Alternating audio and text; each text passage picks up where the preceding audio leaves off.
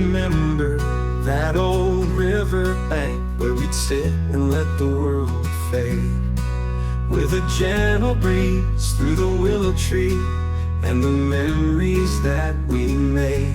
Your laughter danced on the evening air like the fireflies in the night. We kick off our shoes, feeling the cool, dewy grass. In those moments, everything felt right. So let's slow down, let the world spin away in the arms of nature, where our hearts can stay, with the whispering trees and the open skies, finding peace in the simple, where our love never dies. Assalamu alaikum everyone, welcome back to Heavenly Sights by Iffat और Simply Heavenly. Simple और heavenly tips के साथ, चीज़ों के साथ दोबारा से मैं आ गई हूँ आप सबसे मिलने के लिए। शुरू करते हैं आज का व्लॉग। और टॉपिक से आपको अंदाज़ा हो ही गया होगा कि किस बारे में है। बहुत ज़्यादा डीप क्लीनिंग तो मैं नहीं करने जा रही हूँ, लेकिन जो हमारी सरफेसेस सुबह हमें नज़र आ रही होती हैं वो भी हम जो है ना उनको डेली उस तरह से क्लीन नहीं कर पाते, मतलब ऊपरी ऊपरी हम सफाई करते हैं। तो उसके बारे में कुछ चीज़ें मैं आपसे शेयर करने जा रही हूँ। जब मैंने पहली बार अपने घर को संभालना शुरू किया ना, तो मुझे लगता था कि साफ घर का मतलब है पूरा दिन थकन के साथ सफाई करते रहो, बार बार चीज़ें समेटना, साफ करना, और फिर भी ऐसे महसूस होता था कि कभी काम ख़त्म ही नहीं होता। और फिर क्या होता है कि आहिस्ता आहिस्ता ये चीज़ें आपको इरिटेट करना शुरू कर देती हैं, आपका मेंटल पीस जो है ना ये चीज़ें खा जाती हैं। लेकिन टाइम के साथ साथ मेरी मैनेजमेंट भी बेहतर हुई, मैंने चीज़ों को सीखा और ये समझा कि एक पुरसकून और ख़ूबसूरत साफ़ सुथरे घर को ना ज़्यादा मेहनत से नहीं बल्कि स्मार्ट तरीक़ों, छोटी छोटी अच्छी आदतों और इजी सिस्टम से ना इसको हम इम्प्रूव कर सकते हैं। तो इसीलिए आज के इस व्लॉग में ना मैं आपके साथ कुछ ऐसी टिप्स शेयर करूँगी कि you can clean your home fast like a pro, यानी ऐसी कुछ चीज़ें जो आपको घर को कम वक्त में ज़्यादा साफ़, मुनज़्ज़म और फ्रेश रखेंगी। तो अगर आप भी ना किचन के कामों से, लाउंज की जो मेस क्रिएट हुआ होता है डाइनिंग टेबल पे, कॉफ़ी टेबल पे, और या इर्द गिर्द जो आपके जैसे रूम है, बेडरूम्स हैं आपके अपने बच्चों के, उसमें चीज़ें बिखरी होती हैं और आपको इरिटेट करती हैं ना, तो आज का व्लॉग आपके लिए है। तो आज का व्लॉग आपने देखना है, सुनना है, ठीक है, देखना भी है और सुनना भी है, और मेरी बातों पे आपने अमल करना है। और सबसे पहले मेरी बहनों आपको कह रही हूँ कि मेरे व्लॉग को आप लाइक कर दीजिए और एक प्यारा सा कमेंट भी कर दीजिए। तो चले जी शुरू करते हैं। सबसे पहले मैं यहाँ पे क्या कर रही थी, आपने देखा होगा मैंने इंग्रेडिएंट्स भी लिख दिए हैं कि सबसे पहले तो आपकी जो एक क्लीनिंग कैडी है ना वो आपके पास होनी चाहिए। एक बास्केट ले लें, इस तरह की ले लें, कोई भी आम नॉर्मल टोकरी ले लें जो आपको इजी लगे। घर में कितनी एक्स्ट्रा चीज़ें पड़ी होती हैं, बास्केट्स वगैरह, उसको आप बना लीजिए। और बहुत ज़्यादा आपको ना फैंसी क्लीनर्स की कोई ज़रूरत नहीं है। सबसे पहली टिप तो ये है कि मैं एक सलूशन बनाती हूँ। ये जो 3-4 चीज़ें हमारे घर में पड़ी होती हैं किचन में, उनको मिला के और उसी से मैं पूरे घर की इंक्लूडिंग माय वॉशरूम्स में सारी सफाई करती हूँ। और मैंने लिख दिया है बेकिंग सोडा है, डिश वॉश लिक्विड है, पानी है और वाइट विनेगर है, वो सारा मिला के। और एक बॉटल में मैंने एसेंशियल ऑयल डाला है और एक में मैंने नहीं डाला, क्योंकि कुछ चीज़ों को आप ज़्यादा ऑयली नहीं करना चाहेंगे। और उसके अलावा फिर मेरे ये डस्टर्स हैं, क्योंकि मैं जो हूँ लेडर यूज़ नहीं करती हूँ। समटाइम्स क्या होता है आप अकेले होते हैं घर में, ना तो आपकी हाउस हेल्प होती है ना बच्चे या कोई और, आप अकेले कर रहे होते हो। तो उसमें ये होता है कि मैं फिर रिस्क नहीं लेती कि आप लैडर पे खड़े हैं और इन केस अगर आपका बैलेंस ख़राब होता है, आप गिर जाते हो, तो ये बहुत सुईर चोट लगती है। और ख़ास तौर पे हम लोग जिस एज में आप जा रहे हैं ना, यहाँ पे गिरना ख़तरनाक है। सो ऐसे लॉन्ग हैंडल्ड डस्टर्स बाज़ार में मिल जाते हैं और बड़े इकनॉमिकल हैं, 500-700 तक भी मिल जाते हैं। वो मंगवाइए और नीचे खड़े होके आपने डस्टिंग करनी है, दीवार की करनी है, थोड़ा बहुत पंखा अगर साफ़ करना है तो वो भी आप साफ़ कर लेंगे। एसी वगैरह हैं जो आराम से इस लॉन्ग हैंडल डस्टर से जो है ना वो साफ़ हो सकते हैं, तो उसके लिए आपको यही कहूँगी कि आपने इसी तरह की चीज़ें यूज़ करनी है। देन देखें ये इसमें क्या, एक मैंने आपको वाइट कलर का जो दिखाया जिससे मैंने चेयर भी साफ़ की है, दैट इज़ फर्नीचर क्लीनर है। और ये भी आम जो ग्रोसरी स्टोर्स हैं इनसे मिल जाता है, और वहाँ से आप लीजिए। और जो हमारे बेड्स के होते हैं या ये जैसे डाइनिंग चेयर्स की थोड़ी सी लकड़ी वगैरह, क्योंकि ऑब्वियसली आप पानी नहीं लगा सकते, पानी से लकड़ी ख़राब हो जाती है, तो उससे आप उसको साफ़ कर लीजिए। और ये भी हमने क्या करना है, रोज़ मैं नहीं करती, रोज़ मैं सिर्फ खुश्क कपड़े से साफ़ करती हूँ। वंस इन अ वीक या फिर आपके गेस्ट आ रहे हों तो मैं ये जो है फर्नीचर स्प्रे मैं यूज़ करती हूँ, अदरवाइज़ मैं उसको डेली यूज़ नहीं करती, क्योंकि ये ऑब्वियसली आपके बजट पे भी ये जो है ना काफ़ी हैवी पड़ता है। तो दूसरी टिप है जी, पहली टिप तो ये हो गई कि अपनी क्लीनिंग कैडी क्लियर करें और कोई आपने एक्सपेंसिव क्लीनर्स नहीं यूज़ करने। और now here goes the magic. सबसे पहले जो आपका हॉट स्पॉट होता है ना, यानी कि जो कोई भी चीज़ लाता है ना आपका घर का फ़र्द हो, आपके मोहल्ले के भी बंदे हो मजाक कर रही हूँ, मीन्स के आपके घर के जितने भी अफराद हैं ना, वो जो चीज़ उनके पास होगी ना ला के इसके ऊपर डंप कर देंगे।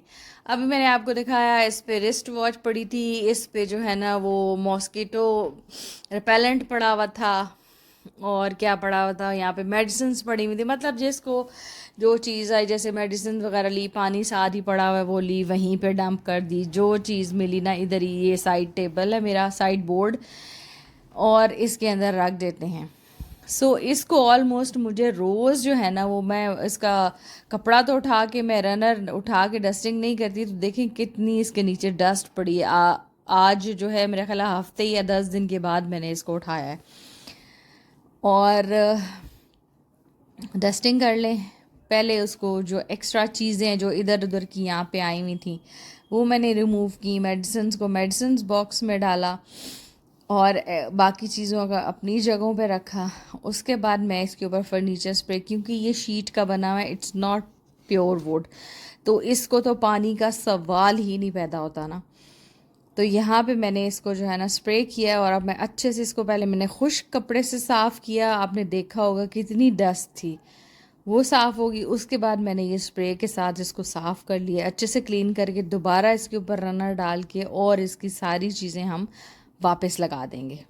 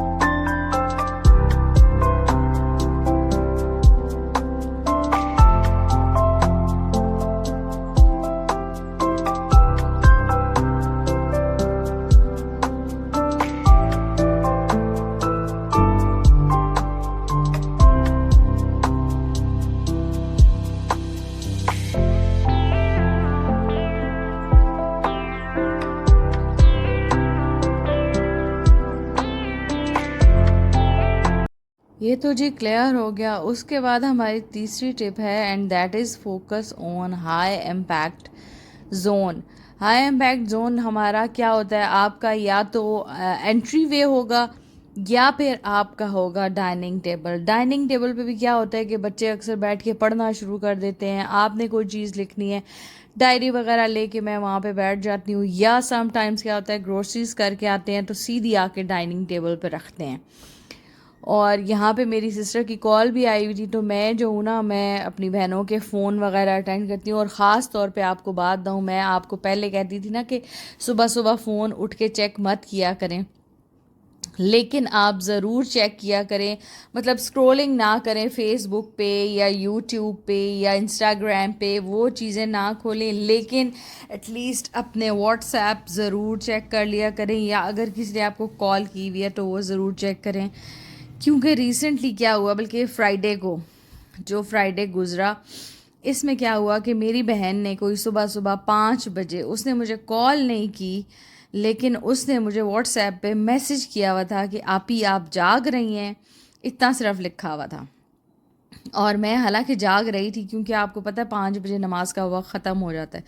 जाग तो मैं सुबह 4 बजे से रही थी, लेकिन मैं वही कि फ़ोन नहीं यूज़ करना, मैंने फ़ोन नहीं उठाया। और 7 बजे जब मैं फ़ारिग हो गई नमाज वगैरह कुरान वगैरह पढ़ के, और उसके बाद क्या हुआ कि मैंने फिर फ़ोन उठाया, और जब मैंने उसका मैसेज देखा then I immediately called her. और उसकी तबीयत इतनी ख़राब हो चुकी हुई थी उस वक्त, क्योंकि वो सारी रात से बहुत स्वीयर पेन में थी, उसको अपेंडिक्स का पेन होता रहा।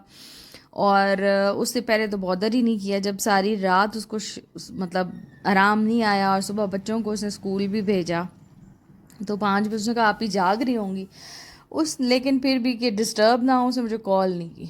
और 7 बजे जब उसने मुझे सिम्टम्स बताए, मैंने उसे कहा कि फ़ौरन डॉक्टर के पास जाओ, ये तुम्हारा जो है ना अपेंडिक्स लग रहा है मुझे। और वही हुआ, और डॉक्टर टोल्ड हर कि आपका 99% ये स्वेल हुआ है, शुक्र है कि आप आ गई हैं, इससे ज़्यादा। और वो फ़ौरन उसको उन्होंने ऑपरेट किया। दैट्स वाई जो है ना, मैं गाँव भी गई हुई थी, आपने मेरा पिछला व्लॉग गाँव से ही देखा है। तो बस ये कहूँगी कि एटलीस्ट अपना व्हाट्सएप चेक करें, कॉल देखें, मैसेज देखें, किसी ने आपको कोई इस तरह का मैसेज ना किया हो कि उसको आपकी बहुत ज़रूरत हो। और उसको भी मैंने कहा आइंदा से मैसेज नहीं करना, फ़ौरन से कॉल करो, कोई डिस्टर्ब नहीं होता, कोई प्रॉब्लम नहीं होती है। तो खैर, दोबारा से व्लॉग की तरफ चलते हैं। मैंने बीच में डाइनिंग टेबल साफ़ किया, और वही आपको बता रही हूँ कि मेरी सिस्टर की कॉल आई हुई थी, और अभी ज़ाहिर उसके स्टिचेस वगैरह रिमूव नहीं हुए, तो मैं उससे बात कर रही थी। और यहाँ पे जी my daughter was baking cupcakes, तो मैंने इसका भी छोटा सा क्लिप ले लिया। और ये एक पैरट आता है जी मेरे घर, ये एक पेयर है, और बड़े क्यूट से पैरट्स हैं। और इसका एक आज एक ही आया था, दूसरा नहीं था आज इसके साथ। इसका नाम मैंने रखा है लवली। और अगेन अब विंडोज़ की बारी आ गई थी। बातों बातों में मेरा डाइनिंग टेबल भी साफ़ हो गया था, सारी चीज़ें मैंने हटा के। और उस बीच में एक डिज़ास्टर भी हुआ, मेरा एक बड़ा बोल जो फ्रूट रखती थी जिसमें, वो भी टूट गया। लेकिन खैर ऐसी चीज़ें होती रहती, मेरे हाथ से वो फिसल फिसल के गिर गया और टूट गया। ये देखें जी, विंडो भी बड़ी अच्छी इस क्लीनर से साफ़ हो गई है। और इसका आपको एक बार, इसमें एसेंशियल ऑयल नहीं डाला हुआ था, अगर आप डालेंगे ना तो फिर वो सही से साफ़ नहीं होता।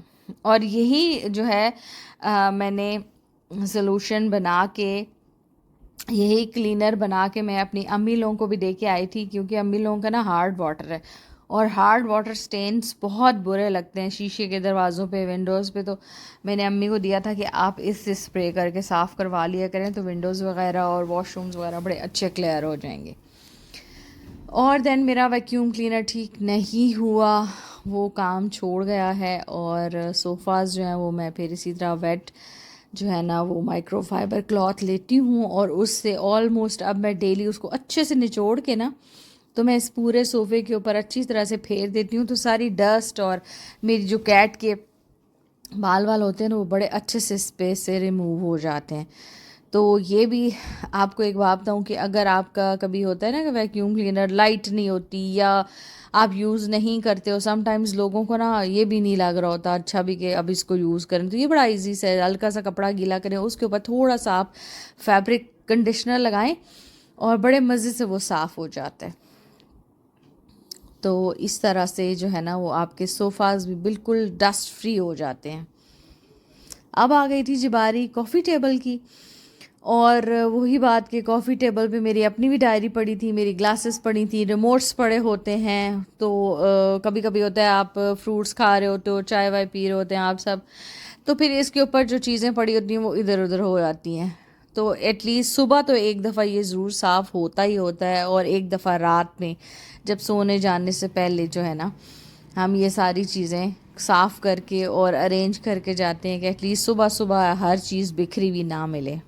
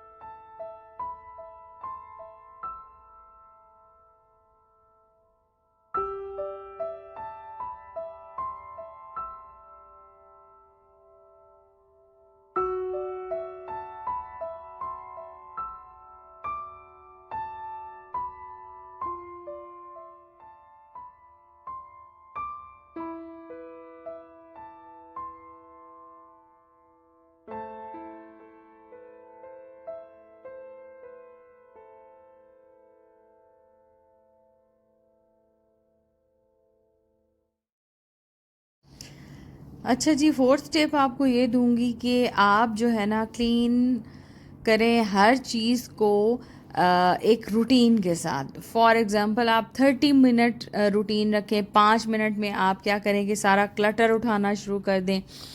10 मिनट आप जाएं किचन में, किचन को रीसेट कर दें, काउंटर टॉप्स के ऊपर जो एक्स्ट्रा चीज़ें पड़ी हैं, गंदे बर्तन हैं, उनको सिंक में लगा दें। 5 मिनट आप वॉशरूम वाइप कर दें, मतलब जैसे शीशे और विंडोज़ हैं, ठीक है। बाकी डिटेल में तो ऑब्वियसली आपकी हाउस हेल्प अगर है तो वो आके वॉश कर जाती हैं। 5 मिनट आप लगाइए जो सर्फेसेस हैं उनको डस्ट करने में। जैसे मैंने आपको दिखाया डाइनिंग टेबल है, 5 मिनट डाइनिंग टेबल पर लग गए, सारी चीज़ें साफ़ हो गई। 5 कॉफ़ी टेबल इसी तरह। और 5 मिनट ही आप अपने एंट्री वे पे लगाएं, जो एक्स्ट्रा वहाँ पे भी चीज़ें पड़ी हैं, और उनको उठाइए, डस्टिंग कीजिए और वापस रख दीजिए। और ये जो है ना आधा घंटा आपका रोज़ का, ये इनफ है आपके घर को एक फ्रेश लुक देने के लिए और उसको ऑर्गेनाइज्ड रखने के लिए। और ज़रूरी नहीं है कि घंटों आप लगे रहें, जस्ट थोड़ा थोड़ा सा टाइम दें हर चीज़ को। और डीप क्लीनिंग के लिए हफ्ते में एक दिन किसी चीज़ का भी रख लीजिए। और ना यही एक प्रो क्लीनर सीक्रेट है। एक साफ़ सुथरा घर जो है ना वो रोज़ डीपली क्लीन नहीं होता, और लेकिन ये कि उसको रीसेट जो है ना वो कंसिस्टेंटली किया जाता है। डेली मेंटेनेंस होती है, छोटी छोटी मेंटेनेंस होती हैं, और यही छोटी मेंटेनेंस जो है ना ये आपको एग्जॉस्ट होने से बचाती है कि आप एक क्लीनिंग मैराथन शुरू कर दें और जो है ना बस लगे हुए हैं, थक भी रहे हैं, इरिटेट भी हो रहे हैं, क्योंकि ऑब्वियसली कुकिंग भी आपने करनी होती है, और कुकिंग के दौरान कितनी छोटी छोटी चीज़ें आप कर रहे होते हैं वो भी आपने मैनेज करनी होती हैं। एक चीज़ और आपको बताती चलूँ, जैसे आपको पहले जिक्र भी किया था कि follow the closing shift every night. हर रात को सोने जाने से पहले आप जो है अपना काउंटर टॉप्स देखें किचन के, अपने बर्तन धुले हुए देखें, रैक में धुले हुए पड़े हैं तो अगर खुश्क हो गए हैं तो उनको वापस जगहों पे लगा दें। और जो सरफेसेस आपको नज़र आ रही हैं एक्स्ट्रा सामान पड़ा हुआ है, उसको भी जाते जाते अपनी जगह पे रख जाएं। ये जो 10 मिनट आप रात को लगाएंगे ना, ये आपको बचाएंगे सुबह के। आप घंटों की क्लीनिंग जो है ना वो सुबह सुबह उठ के करते रहें। हर एक चीज़ को हर अपनी जगह पे ना रखने से आप बड़े पुरसकून हो जाते हैं और आपकी घंटों की सुबह की जो हसल होती है ना वो बच जाती है।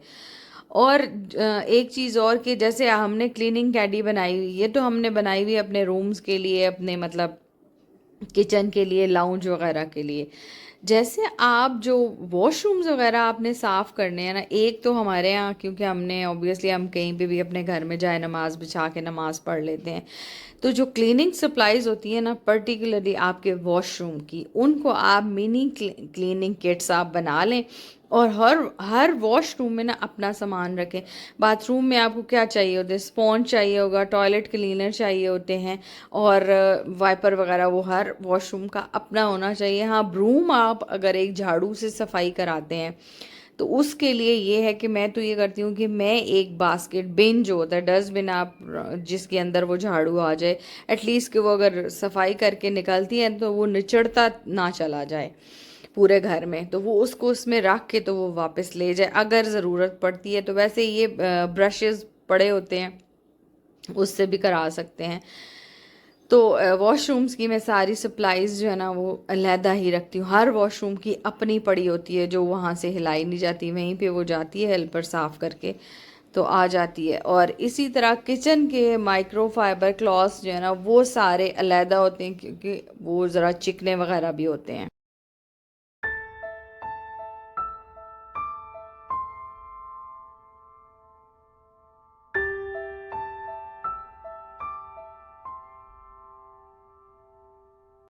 फिर एक चीज़ और कहूँगी कि एक लोड लॉन्ड्री का डेली लगा लिया करें, क्योंकि आजकल तो पानी का भी इशू हो जाता है। गर्मियों में हमारे खैर पूरे मुल्क में अक्सर जगहों पे पानी का इशू हो जाता है, तो उससे बचने के लिए भी ज़रूरी है कि थोड़े से कपड़े हों जो डेली धुल जाएं। देन क्या होगा कि थोड़े कपड़े होंगे वो फोल्ड भी हो जाएंगे, इस्त्री भी हो जाएंगे और अपने अपनी जगहों पे वापस चले भी जाएंगे, बजाय इसके कि आप पाइल्स इकट्ठी कर लें और लॉन्ड्री बास्केट्स जो हैं वो आपकी उबल रही हों कपड़ों के साथ। एक दिन आप टॉवल्स के लिए रख लीजिए, एक दिन आप बेड शीट्स के लिए रख लीजिए, एक दिन आप वाइट कपड़े धो लीजिए, एक दिन आप जो है ना कलर्ड कपड़े, या फैमिली मेम्बर्स के हिसाब से भी आप कर सकते हैं। किसी दिन जेंट्स के धो लें, किसी दिन सारी लेडीज़ के धुल जाएंगे। तो ये आपके लिए बहुत इजी एक टिप है जो कि मैं बिल्कुल अपने घर में यही करती हूँ।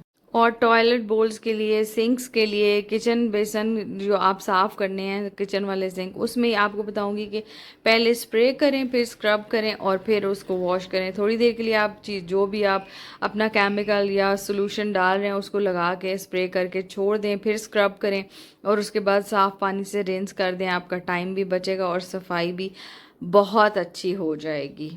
और हमेशा एक साइड से शुरू करें सफाई। फॉर एग्जांपल आप अगर अपने बेडरूम से शुरू करती हैं, वहाँ से होके लाउंज में आइए, लाउंज से फिर आप किचन में जाइए, किचन समेट के एंड पे आप जाके वॉशरूम धोएं। ये नहीं कि सारा खोल के बैठ जाएं, या कभी जो है ना आधा काम किचन में हुआ तो आधा जाके कमरे में कर लूँ, आधा जाके लाउंज में।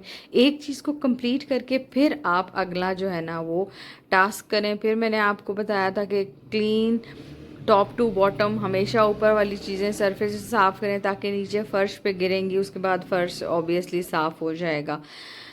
और एक बास्केट रखें आप जिसमें पूरे घर की रैंडम चीज़ें हों, सारी चीज़ें उसमें डालते जाएं और फिर जब आपको टाइम मिले वहाँ से आप चीज़ें उठा के सॉर्ट आउट करें, उनको अपनी अपनी जगहों पे रखें, या उसको आप लॉस्ट एंड फाउंड का भी जो है ना वो टाइटल दे दें कि पूरे घर में होता है ना मेरी फ़लाँ चीज़ नहीं मिली, फ़लाँ चीज़ नहीं मिली। कभी कभी सबको सबक सिखाने के लिए ये भी ज़रूरी है, एक बास्केट बनाएं, स्टोर में रखें, हर चीज़ उसमें डंप कर दें। जिसको जो नहीं मिल रहा आप बताइए कि फ़लाँ आप स्टोर में चले जाओ और वहाँ पे बास्केट पड़ी है, उसमें से आप ढूंढ लें।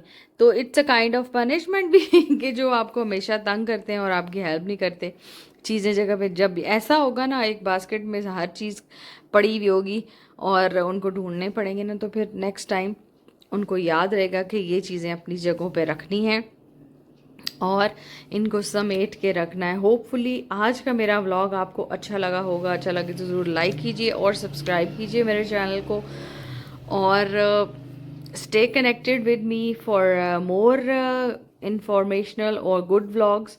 और इसी तरह आपको जो है ना अच्छी, और कुछ मैं आपसे सीखूंगी, कुछ आप मुझे सिखाइएगा, कुछ मैं आपको बताऊंगी कि मैं क्या करती हूँ और कैसे करती हूँ। तो इसी तरह ये सिलसिला चलता रहेगा, और होपफुली आज की कुछ जो टिप्स मैंने बताई हैं वो आपके लिए हेल्पफुल होंगी। बहुत से लोग ऐसे करते भी हैं, ऑर्गेनाइज्ड वे में अपनी ज़िंदगियां गुजार रहे हैं। और अगर कुछ जो नए हैं या जिनको चीज़ें मतलब समझ नहीं आती, होता है ना कभी कभी आपका माइंड डिस्ट्रैक्ट हुआ होता है और आप चीज़ों को सही तरह से मैनेज नहीं कर पा रहे हो, तो होपफुली आपके लिए ये हेल्पफुल होंगी। तो आज का व्लॉग यहाँ पे एंड करते हैं। मैंने बनाए थे जी खाने में आलू गोश्त, इसकी रेसिपी भी आपने देख ली होगी। बड़ा बहुत इजी तरीका है मेरा, सारा कुछ डाल के गोश्त को मैंने गलाने रख दिया था कुकर में, और उसके बाद उसकी मैंने भुनाई करके आलू डाले हैं, और शोरबे के लिए पानी डालेंगे, अच्छा सा शोरबा बन जाएगा। और इसको चपाती के साथ इंजॉय करेंगे। आजकल गर्मियां हैं, लस्सी बहुत मज़ा देती है। मिंट लस्सी बनाएं या खाली नमक वाली या मीठी लस्सी, जिस तरह आप चाहें उसके साथ इंजॉय करें। चलें जी, यहाँ पे मैं आपसे लूँगी इजाज़त, मिलूँगी आपसे किसी नए दिन और नए व्लॉग में। टिल देन मेरी तरफ से आप सबको अल्लाह हाफिज़ and take care of yourself everyone.